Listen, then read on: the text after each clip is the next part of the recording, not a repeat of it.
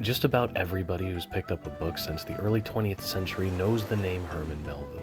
I mean, probably not off the top of their head. You're probably not going to get a lot of reactions like, Herman Melville? He's my favorite mid-19th century American poet and author. But if you say he's the Moby Dick guy, you're probably going to get a lot more, oh yes, than you're going to get vacant stares. His whale story is such a classic that we even use the term white whale to refer to an elusive and difficult to achieve goal. Melville is famous for his adventurous seafaring stories about the majesty of the ocean and the rough and tumble seamen who brave its wrath to make a living. So today I'm going to talk about another of Melville's stories, Bartleby the Scrivener, which I'm guessing is another salt-soaked piratey epic about a guy who carves patterns into whale bones. That Melville guy, I tell you what, that guy loves his sailors. Can't get enough of them. I'm sorry, what? What do you mean bone carving is called scrimshaw? Then what's a scrivener? A clerk who copies legal documents?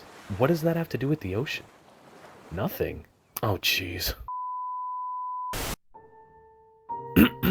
Okay. So before he went to sea, Melville was what might be referred to in the modern parlance as a nerd, which I know is a huge surprise for a guy named Herman, but try to contain your shock. I mean, he was such a happy-go-lucky kid his dad couldn't even yell at him for slacking off in school. And apparently he didn't have to anyway, because of course Herman did well in school.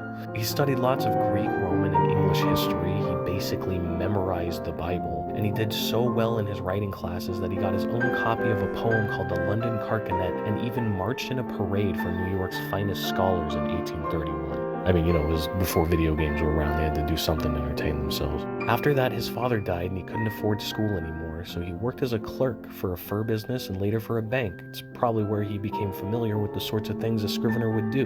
That didn't work out, so he went to sea on a whaling boat. He jumped ship in French Polynesia, he lived with the native tribes, he boarded another ship, he took part in a mutiny, he got thrown in jail in Tahiti, he escaped from jail, he lived in Hawaii for a few years. Generally, he had all sorts of fun nautical adventures. But we don't care about any of that, because after he came back, he wrote a lot of books and stories. One of them was called Bartleby the Scrivener, and it's pretty good, despite not having any giant whales or cannibals.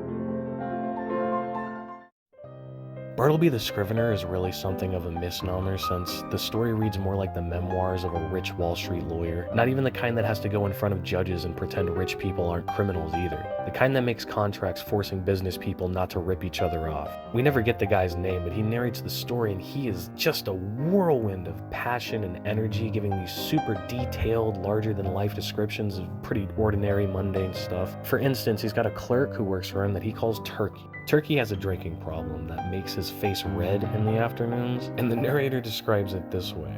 It blazed like a grate full of Christmas coal and continued blazing. His face flamed with augmented blazonry as if cannel coal had been heaped on anthracite. Which is just about the most flowery description of a drunk's blush I've ever seen.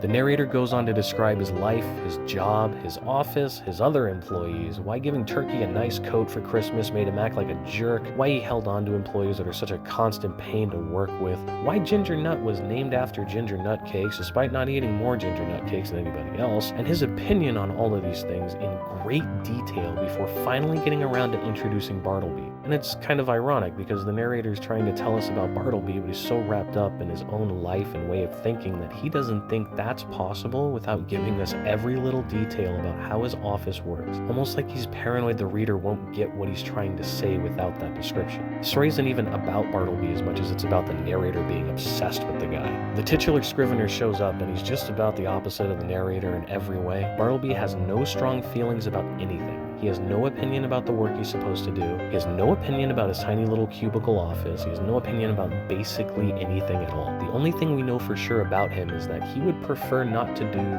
pretty much anything other than copying contracts. And eventually he prefers to not even do that. He repeats the phrase, "I prefer not to," so much that it becomes his catchphrase, like he's the most disappointing superhero in existence. It's really funny to watch the narrator try to grapple with Bartleby, because the narrator cares about everything. He's obsessed with how other people see him. He even keeps Bartleby on his payroll just to prop up his own self-image as a nice guy. The narrator gives these big long speeches explaining why Bartleby ought to do what he says and should do what he says and eventually has to do what he says or else. And Bartleby always just says his little catchphrase, and the narrator is so flabbergasted he can't do anything about it and sort of gives up. Bartleby refuses to communicate in any substantive way and doesn't really seem to want anything beyond being allowed to live in peace. We see the whole story through the eyes of this lawyer who's so dramatic he's practically a Shakespeare character. I mean, listen to this.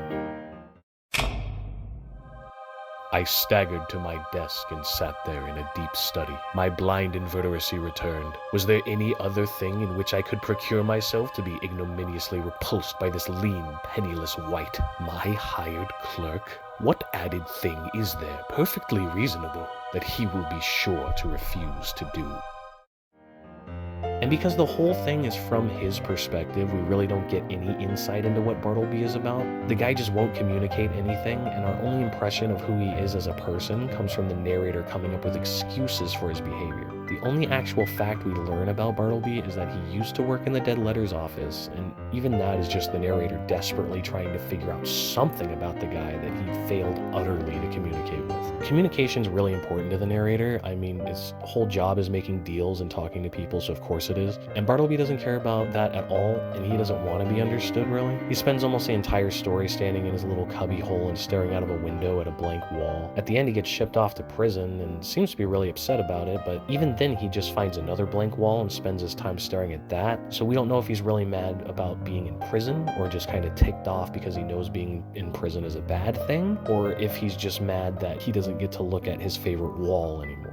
Talking to Bartleby is pretty much exactly the same as trying to talk to the blank wall. The narrator could scream at it until he's blue in the face and he's not really going to get anything out of it, and he doesn't. Bartleby dies in jail and the narrator never learns a thing about him. Melville wrote Bartleby the Scrivener after he'd written all his famous books. Everybody loved Typee and they really liked Moby Dick, but that was years ago and nobody cared for the stuff he was writing anymore. Bartleby seems to me like he might be the embodiment of Herman's disappointment. Bartleby tries to write what people want him to write, but he gets nothing out of it and quits doing it altogether. Meanwhile, the narrator keeps getting madder and madder at him for not writing what he's supposed to. Bartleby never really seems sad or upset, but he spends all his time staring at blank walls and being lethargic. Maybe he's just depressed. I'm sure Herman was a little depressed when it turned out that people didn't like his writing as much as he thought they did.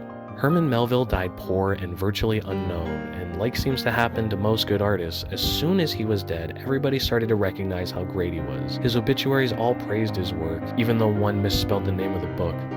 Yeah, real respectful, guys. In the 1900s, his work had a revival, and suddenly everybody started to recognize that the guy had a fantastic control of the rhythm of language and incorporated all these different characteristics from ancient legends, the Bible, Shakespeare, and poets like John Milton, the guy who wrote Paradise Lost. Just like Vincent van Gogh, Herman Melville was incredibly misunderstood because he was so far ahead of his time. And just like Van Gogh, once we all caught up to him, we were blown away by his talent and creativity. I'm sure a little of that praise would have made his life unbelievably brighter, but hey, better late than never, right, Herman?